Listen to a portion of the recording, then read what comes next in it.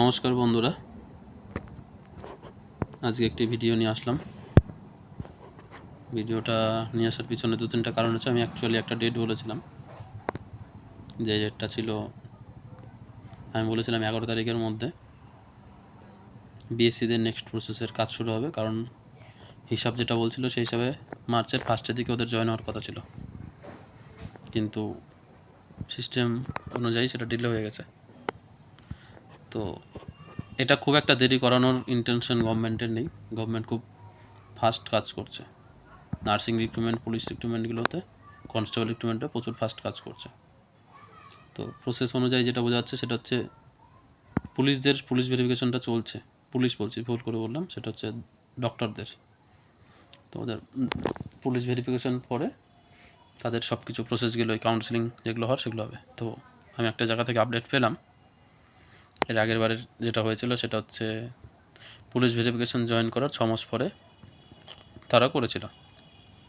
Approximate ওরকম কোনো pressure ছিল না, 5-6 মাস পরে সেটা ধীরে সুস্থে প্রসেসটা কমপ্লিট করে নিয়েছিল, তাদের জয়েন্ট আগে করে দিয়েছিল। তো বোঝা যাচ্ছে যে সম্ভাবনা এবারও সেম আছে। তো সেই হিসাবে যদি, আর আজকে জিএনএমদের ইন্টারভিউ শেষ হয়ে গেল, তো নেক্সট প্রসেস এখন বিএসসিদের কাজ আগানো, আর হচ্ছে না ইয়েদের জিএনএমদের রেজাল্ট তৈরি করে রেজাল্ট পাবলিশ করা। ইভেন তাদের স্কোর কার্ড দেওয়ার কথা বলে দিয়েছে, তাদের স্কোর দেবে 16ই ফেব্রুয়ারি প্রত্যেকেই তাদের নর্মালাইজেশন স্কোর দেখতে পারবে। স্কোর কার্ড মানে র স্কোর প্লাস 100তে পেয়েছে কোনটা সেটা দেখতে হবে, সাথে আফটার নর্মালাইজেশন তাদের স্কোর কত হচ্ছে সেটাও দেখতে পাবে। তো 16ই ফেব্রুয়ারি যদি ওটা দেখা যায়, মোটামুটি 17, 18, 19, ওই 18, 19 তারিখের দিকে আশা করা যাচ্ছে রেজাল্ট দিয়ে দিবে, কারণ সব অটোমেটিক তৈরি হয়ে থাকে সফটওয়্যারে। আর যেটা বিএসসিদের ক্ষেত্রে বলছিলাম সেটা হচ্ছে এখন আশা করতে পারছি আজকেও দিতে পারে, কাল পরশু এই 3 দিনের মধ্যে কনফার্ম দেবে। এটা পিছানোর আর কোনো সম্ভাবনা নেই, কারণ প্রসেস 1 বাই 1 স্টেপ বাই স্টেপই হচ্ছে, আর এগুলো ডিলে করবে না। গভর্নমেন্টের ফুল ইন্টেনশন আছে এটা, যে ইলেকশনের আগে রিক্রুটমেন্টটা করে দেবে, আর গভর্নমেন্ট সেই হিসাবেই কাজ করছে। নত এত ফাস্ট সব কিছু প্রসেসগুলো করতো না, চাইলেই ডিলে করতে পারতো। যেরকম প্রাইমারি রিক্রুটমেন্ট হচ্ছে প্রায় 1 মাসে 2-3টা জেলার করে ইন্টারভিউ নিচ্ছে। তো সব কিছু ইন্টেনশনের উপর ডিপেন্ড করে। ওরা বোঝা যাচ্ছে ওখানে প্রাইমারি ক্ষেত্রে যেরকম ইলেকশন চলাকালীন, মানে ইলেকশনের পর্যন্ত ওরা শুধু ইন্টারভিউ নেবে, ওরা রেজাল্ট পাবলিশ করবে না, সেরকম কিন্তু নার্সিংয়ের ক্ষেত্রে আর পুলিশ কনস্টেবলের ক্ষেত্রে ওরা নার্সিং আর পুলিশ কনস্টেবল ওরা রিক্রুটমেন্ট করবে। ফুল ইন্টেনশন আর ফুল ওইভাবেই কাজ করছে ওরা। তো বিএসসিদের আশা করছি নেক্সট যেটার প্রসেস শুরু হবে সেটা 12, 13, 14 তারিখের মধ্যে নোটিফিকেশন আশা করছি চলে আসবে। সবার মেলের দিকেও একটু নজর রাখবে। আশা করছি দুরকমভাবেই হবে কাজগুলো। এটা গেল বিএসসিদের ক্ষেত্রে। জিএনএমদের ক্ষেত্রে 16 তারিখে নর্মালাইজেশন, আফটার নর্মালাইজেশন স্কোর দিয়ে দিবে। এক একজনের ক্ষেত্রে 2-3 থেকে 5-7 পর্যন্ত বাড়তে পারে, হার্ড শিফট হলে 5-7 পর্যন্ত বেড়ে যাবে। তো যাদের স্কোর কম আছে তাদের বেশি চিন্তা করার কোনো প্রয়োজন নেই। এমন কেউ যেন না ভাবে যে তাদের প্রচুর সমস্যা হয়ে যেতে পারে। তো যদি হার্ড শিফট হয়ে থাকে তো 5-7 নম্বর ডিফারেন্স মানে হিউজ, মানে যথেষ্ট। 7-8 স্কোর বাড়া মানে সেটা ভালো। যদি কেউ 55-57 পেয়ে থাকে, তাদের স্কোর 62-63 চলে যাবে, তার মানে ভালো স্কোর হয়ে যাবে। যে 60 পেয়ে আছে তার স্কোর 67, 68, 70 হয়ে যাবে, না হওয়ার কোনো কথা নেই। তো চিন্তা এখনও করার প্রয়োজন নেই, যারা ডাক পেয়েছো বা কম্পিটিশনের মধ্যে আছো, বা যারা ইন্টারভিউ দিয়ে এসছো।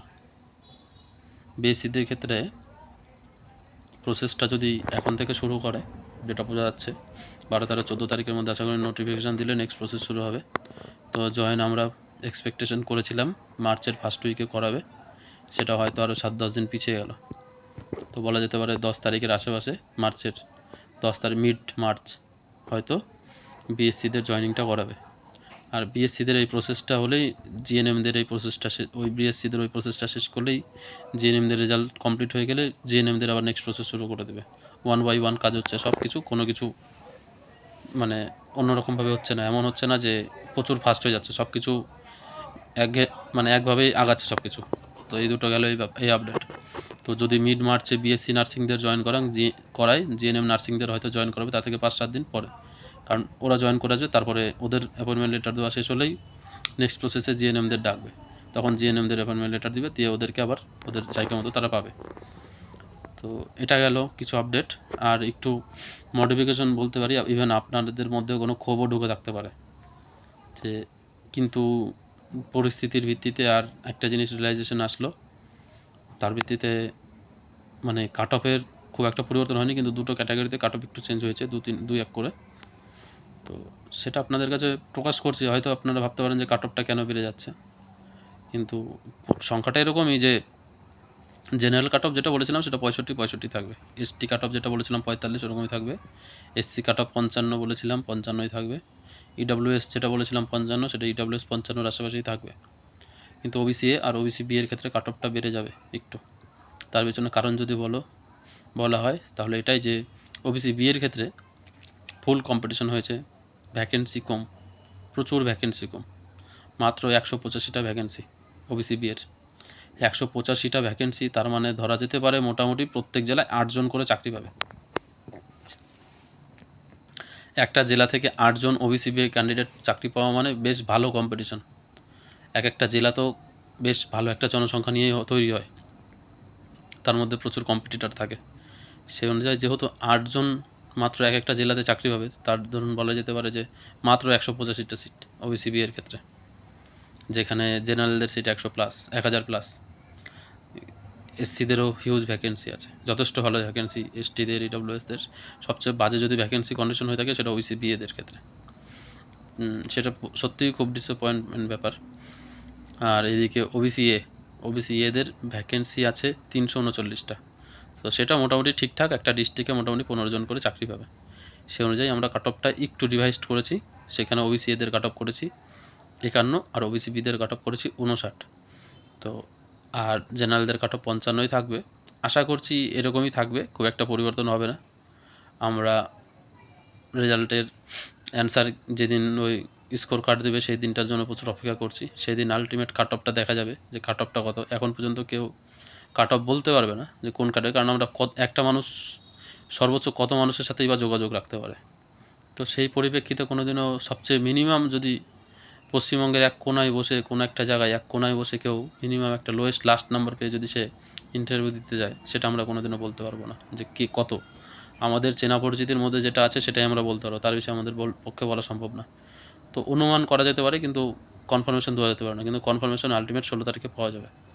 আমরা একটা অ্যানালাইসিসগুলো করি, সেখানে হচ্ছে শিক্ষার্থী কম্পিটিটর কতজন, তার ভিত্তিতে আমরা কম্পিটিশনের ভিত্তিতে, ভ্যাকেন্সির ভিত্তিতেই, আর সংবিধানের যে রুলস যে কত % রিজার্ভেশন থাকে প্রত্যেকটা ক্যাটাগরি, সেই ভিত্তিতে আমরা এগুলো করতে পারি।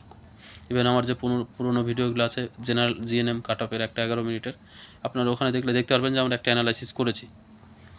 তো সেখানে কিছু পরিবর্তন হয়েছে, অনেকের মনে অনেক ক্ষোভ থাকতে পারে, কিন্তু আমরা চেষ্টা করছি পারফেকশনভাবেই সব কিছু করার। তো এখনকার মতো এইটুকুই, আর কিছু বলার নেই। আশা করছি যে বিএসসিদের ক্ষেত্রে আজকাল পরশুর মধ্যে কনফার্ম নোটিশ আসবে, এটা পরিবর্তন হওয়ার আর চান্স থাকবে না। তো এই ভরসাটা লাস্টবার করুন। আশা করছি যেরকম বিএসসিদের রেজাল্টের ক্ষেত্রে আপনারা করেছিলেন হুবহু মিলে গেছিলো যে কত স্কোর কাট অফ কত যাবে, আশা করছি এটাও মিলে যাবে। তো দেখুন কি হয় বাকিটা। ধন্যবাদ সবাইকে।